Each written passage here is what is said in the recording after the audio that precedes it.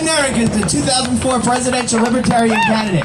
Michael is a constitutional scholar. Michael is a constitutional champion. Okay, and he's teaching his class tomorrow. $100 a pop. Thanks, sweetie.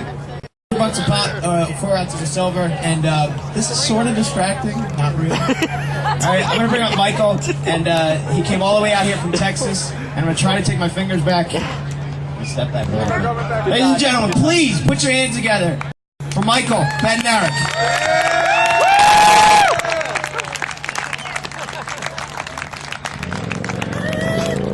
Good afternoon, everybody. Thank you for inviting me back to the city of brotherly love. I have one word: property. There is a one-word answer to every question about the Constitution. That word is property. Everything, all of our political strife is related in some way or another to property. Now, the good news is that everybody understands property. Property is a very simple concept. Even a 2-year-old understands the importance of private property. What's a 2-year-old's favorite word? Mine. Mine. I want it to be mine.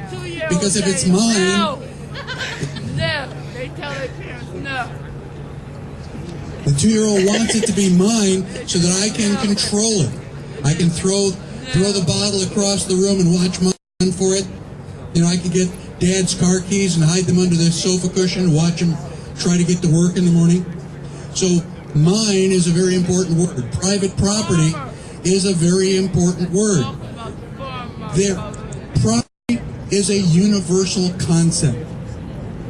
It is a universal concept. There is no place on the face of the earth that you can go where people do not understand property. If my friends and I go to Paris and we're sitting along the Champs-Élysées watching all the French girls walk by, and I reach over and take somebody's croissant, they're going to start yelling at me, probably in French. And even though I don't speak French, I think we all understand why the French person is upset. I mean, don't you think? If they start yelling at you, you don't have to get a translator to know why they are disappointed and upset, because you took their croissant. Now, if you go to a Middle Eastern country and you try to steal something in a Middle Eastern country, most of us already know that if you get caught stealing, they will cut your hand off. Most of us haven't been to Middle Eastern countries, but we all know the penalty for stealing in a Middle Eastern country. That's because if you are human, you need property in order to survive. You need your food, which is property. You need your shelter, which is property. You need all your toys around you so that you can pursue happiness your way. All of that is property. And property is so important that John Adams said, the moment the idea is admitted into society that property is not as sacred as the law of God, there's not a force of law and public justice to protect it, then tyranny and anarchy commence.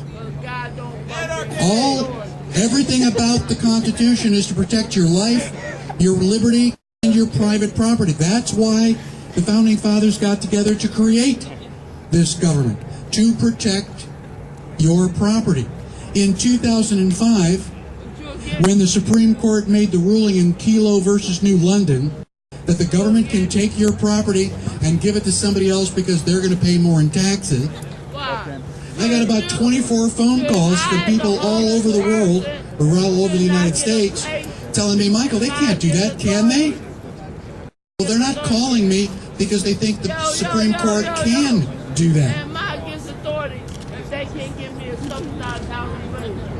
I said, am I against authority when they can't give me a subsidized? Would you mind talk to the crowd here? I'm asking something.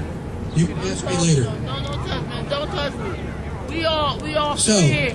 property is the fundamental aspect here. Why did we fight the American Revolution? For property. Before the Declaration of Independence, King George owned the 13 colonies. After the Declaration of Independence, we owned that property. It's always about property. Well, this is an End the Fed rally. Why are we here gathered to put an end to this institution? Because the Federal Reserve is guilty of theft. They have been guilty of theft ever since 1913. They started printing our money out of thin air. Now, if my friend and I went to my apartment and we started printing $20 bills, we could print maybe dollars in $20 bills. We can rent a limo. We can go out for surf and turf. We'd have a really big night on the town. But if we get caught, we go to jail. And the charge is going to be counterfeited because we've printed money that wasn't worth anything. Now, if the Federal Reserve has been printing money out of thin air since 1913, they have been counterfeiting our money. That's why our economy is in the shambles that it's in. And most of us here know that. The problem is that we have a couple hundred people here. We need several thousand people here. We need to spread the word. You need to talk to your family, your friends, your coworkers. And we need to have another rally 10 times as big as this rally. We need to let them know that we are not happy with the way things are going on. Now, part of the problem, one of the reasons that we are such a small crowd here is because the general public is not familiar with the difference between million, billion, and trillion. A million seconds is 11.6 days. A trillion seconds is billion seconds is 31.7 years. A trillion seconds is 31,000 years, almost 32,000 years.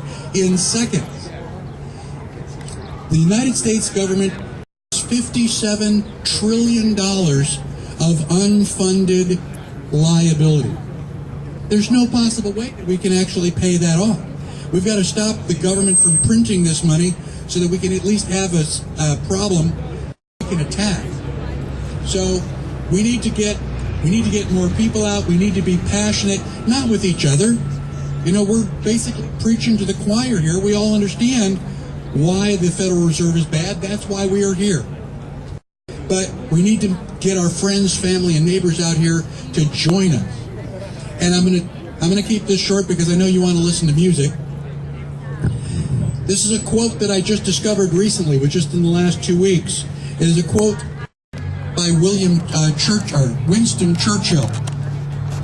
Winston Churchill says, "If you will not fight for the right when you can easily win without bloodshed, if you will not fight when your victory will be sure and not too costly, you may come to the moment when you have to fight with all the odds against you and only a precarious chance of survival.